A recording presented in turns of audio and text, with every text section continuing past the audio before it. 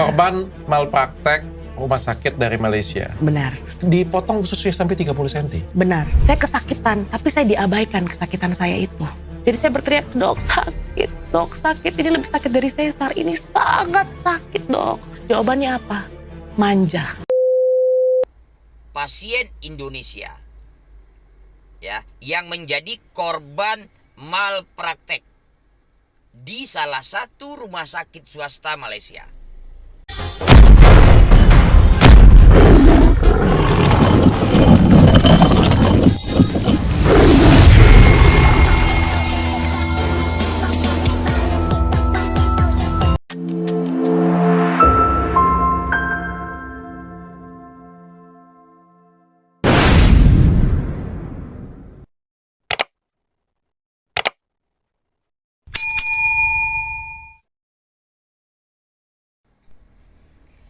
Assalamualaikum warahmatullahi wabarakatuh. Salam santun dan salam hormat dari saya, dan tak lupa salam akal sehat. Kembali hadir Harimau Agam Channel menemui seluruh rekan-rekan. Mudah-mudahan berada dalam keadaan sehat walafiat, dimurahkan rezeki, dilapangkan segala urusan. Amin amin ya robbal alamin. Setelah beberapa hari ini saya sedikit vakum. Memang dalam bulan ini agak begitu disibukkan oleh kegiatan. Hari ini kita akan membahas satu topik. Ada beberapa hari yang lalu saya melihat video di sebuah video TikTok. Di sana memberitakan tentang pasien Indonesia ya yang menjadi korban malpraktek di salah satu rumah sakit swasta Malaysia. Saya sempat telusuri cerita ini. Ternyata kejadian ini terjadi beberapa tahun yang lalu. Ya. Bahkan cerita ini sudah sempat dibahas di rapat anggota DPR. Ya, kejadian ini sudah dibahas dalam rapat DPR. Dalam rapat tersebut sempat membahas bagaimana tugas dari KBRI di setiap negara, dalam hal ini Malaysia, yang kurang tanggap. Ya. Berita ini mencuat apabila salah satu YouTuber yang merupakan seorang dokter membahas lalu mengangkat cerita ini di dalam podcast beliau. Jangan lupa saksikan berita lengkapnya, cerita lengkapnya itu di YouTube Dr. Richard Lee. Ya, saksikan dulu berita berikut ini. Video ini hanya untuk mereka yang punya logika. Bagi yang tidak punya logika, skip aja. Korban malpraktek rumah sakit dari Malaysia. Benar. Dipotong ususnya sampai 30 cm. Benar. Saya kesakitan, tapi saya diabaikan kesakitan saya itu. Jadi saya berteriak, dok sakit, ini lebih sakit dari sesar, ini sangat sakit dok. Jawabannya apa? Manja. Oh, what? Saya dibawa masuk ke ruang operasi, saya nggak tahu apa yang terjadi karena saya sudah kesakitan. Saya sudah tidak ingat apapun, saya ingat rasa sakit itu. Ternyata dia membedah perut saya tanpa surat persetujuan, tanda tangan surat persetujuan. Oh. Suster tuh ada berapa yang datang? Satu pegang tangan kanan, satu pegang tangan kiri. Terus dokternya bilang, saya terlambat, saya mau operasi. Cepat, jangan tunda, jangan banyak gerak. Saya gemetar, dipukul. Wah. Very rude dok, saya harus cerita very rude. Dok, saya kenapa? Kok sampai saya tidak bisa bangun? Terus dia langsung jawab dengan arogansinya. Dia hanya jawab, justru karena kamu muda, makanya kamu selamat.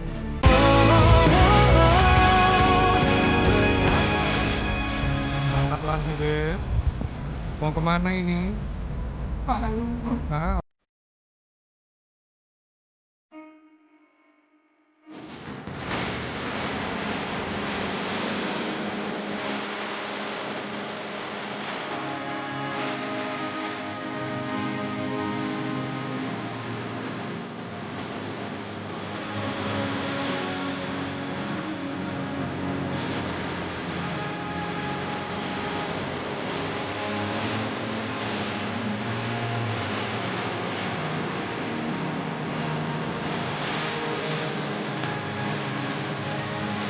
Salah satu rumah sakit terbaik di Malaysia.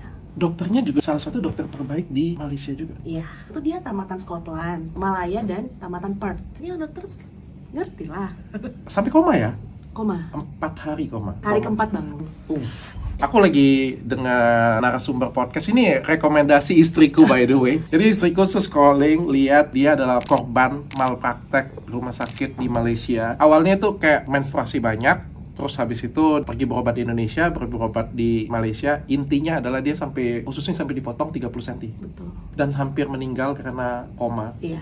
Dengan sekian banyak perlakuan dokternya, kalian nonton aja di podcastku. Tapi di sini istriku kasih dan istriku bilang, kamu harus bawa podcast ini, dia bilang. Dan kamu harus kasih tahu bahwa malpraktek, musibah, pelayanan yang tidak baik itu bisa terjadi pada siapa saja dan bisa terjadi di negara mana saja dan di rumah sakit mana saja. Kalian harus nonton sih di tempat saya. Begitu selesai operasi kedua itu, tiba-tiba rumah sakit tuh langsung nagih itu kayak, nagih itu kayak membabi buta. Bayar ini, bayar. Kita nggak punya uang, Dok. Berapa tagihannya? Waktu itu aja itu sudah 200 ribuan ringgit lebih. 200 ribu ringgit lebih. Berapa itu Kak kalau di rupiah ini 200 ribuannya? Kali dah 700-an juta. 700-an juta? Ya. Oke. Nah, itu Katanya totalnya 1,8 miliar. Iya, itu karena saya 2 bulan kan di rumah sakit. itu kan masih di ICU dia kondisinya. Oke. Dan bill-nya kan per hari itu di ICU kan, wah, Naik terus. ngeri. Pokoknya totalnya selama kamu di rumah sakit itu 2 bulan di rumah sakit 1,8 miliar. 1,8 miliar itu yang waktu kita diizinkan pulang tanpa membayar waktu itu. Oh, berarti belum bayar ya? Ya, yang kita sudah bayar tuh yang operasi kandungan. Itu kita sudah bayar di depan. Ya. Jadi oke. waktu disuruh bayar, dicecar suruh bayar tuh, saya bilang, oh ya sudah saya bayar dulu yang operasi pertama. Heeh.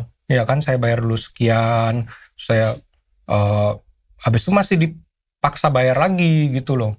Oke. Oh, kok ini Agak lain, biasanya mereka nggak Iya, begitu. tiba-tiba membabi buta sekali gitu.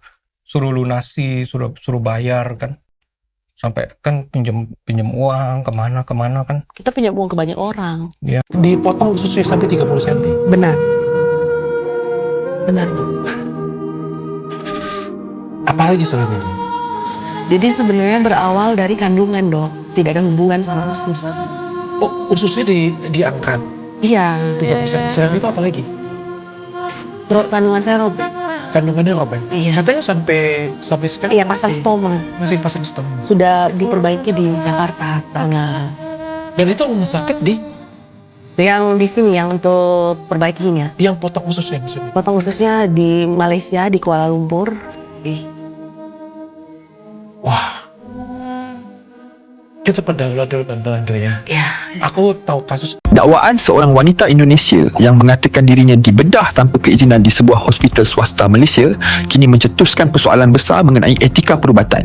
Video tulah ini bukan sekadar luahan emosi tetapi membuka perbincangan sensitif tentang hak pesakit, keizinan rawatan dan cara layanan doktor terhadap individu yang berada dalam keadaan lemah.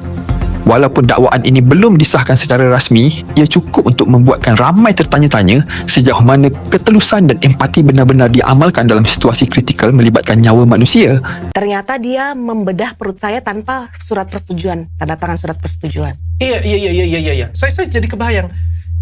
Ini yang dia ketemu mungkin terjadi infeksi atau terjadi perlukaan di bagian perut, di bagian usus, terjadi paralitik dan terjadi dia harus open perut kamu, harus cito, harus secepat-cepatnya. Iya. Tapi kan Kalau harus ada tanda tangan kan harusnya. Iya. Ada keluarga kan?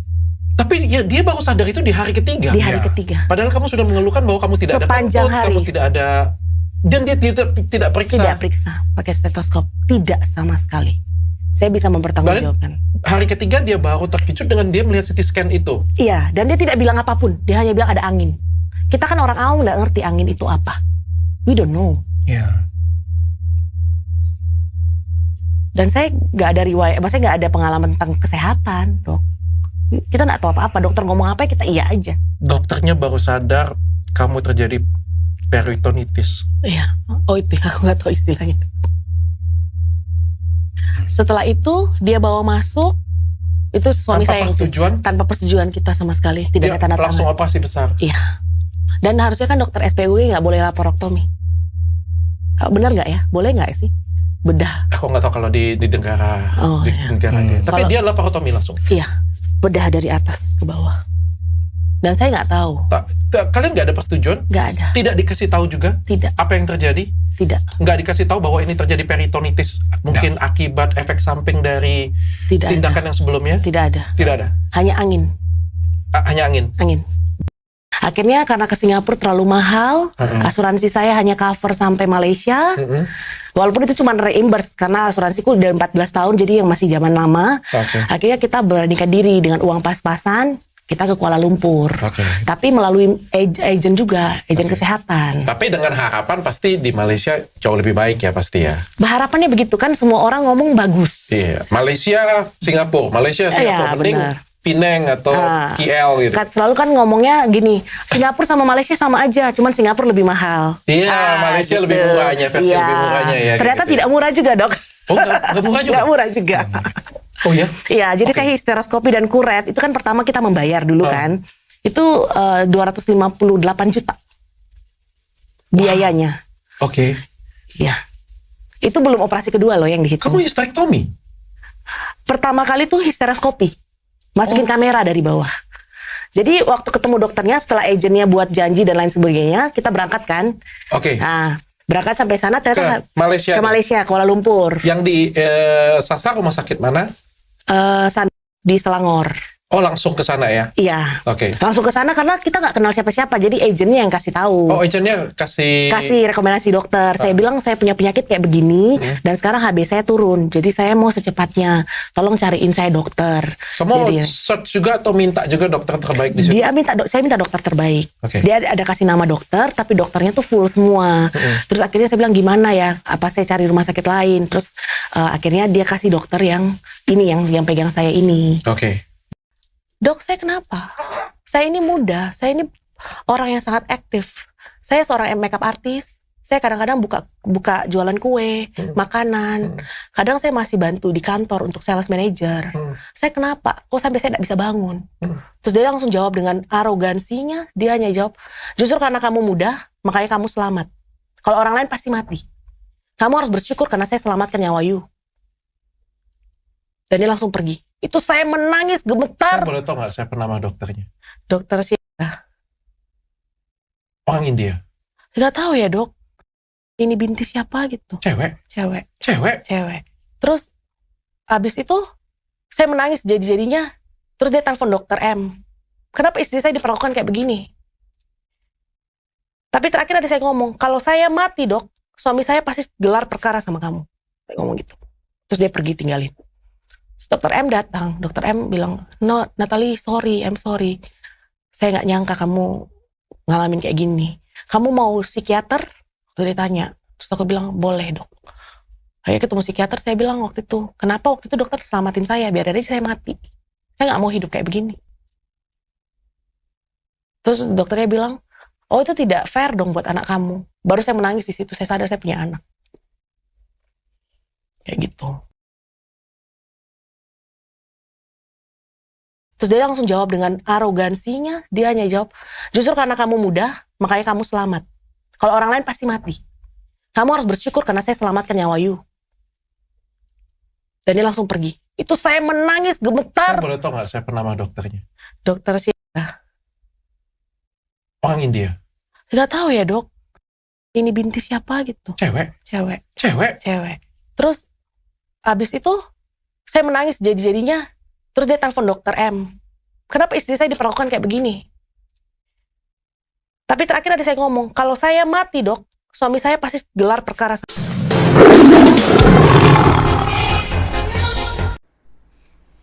Itu kejadiannya. Ya. Kronologi menurut cerita dari korban.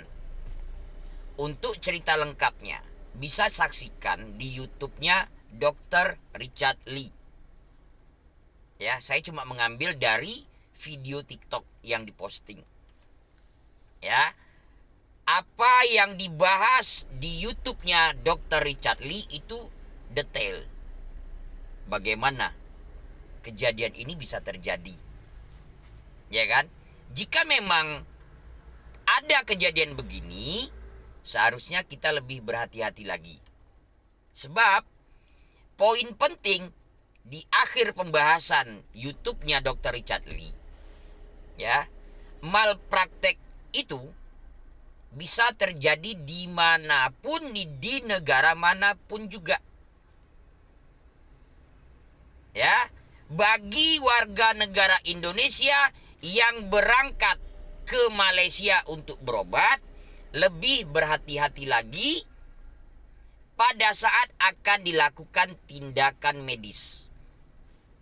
Jadikan ini pelajaran.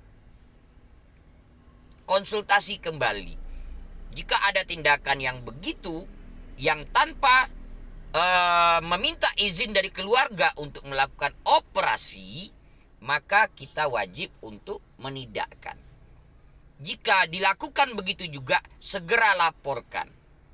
Ini tamparan hebat dan juga merupakan PR besar dari KBRI di setiap negara-negara lain yang ada di luar Indonesia. Sebab KBRI adalah perpanjangan tangan dari pemerintah Republik Indonesia yang wajib menjaga keselamatan, menjaga keamanan warga negara Indonesia yang berada di luar negeri. Sehingga apabila ada laporan, seharusnya bisa segera ditanggapi. Harus ditemankan bagaimana proses hukumnya. Ya, jadi tetap berhati-hati bagi seluruh masyarakat Indonesia dimanapun Anda berobat. Apakah di Indonesia ataukah di luar negeri, tetap harus tahu prosedur. Jika akan ada dilakukan tindakan medis, wajib meminta izin dari pihak keluarga. Ya, ternyata tidak semua rumah sakit Malaysia itu bagus. Faktanya masih ada yang ketahuan melakukan malpraktek. Coba-coba. Setelah cerita ini diangkat, ternyata banyak yang mulai speak up. Banyak yang mulai speak up. Apa yang terjadi pada mereka pada waktu berobat di Malaysia. Oke, demikian video saya hari ini. Jika suka jangan lupa like. Bagikan ke yang lain, tinggalkan jejak di komentar. Oke, salam santun dan salam hormat dari saya dan tak lupa, salam akal sehat. Wabillahi taufiq wa hidayah. Assalamualaikum warahmatullahi wabarakatuh.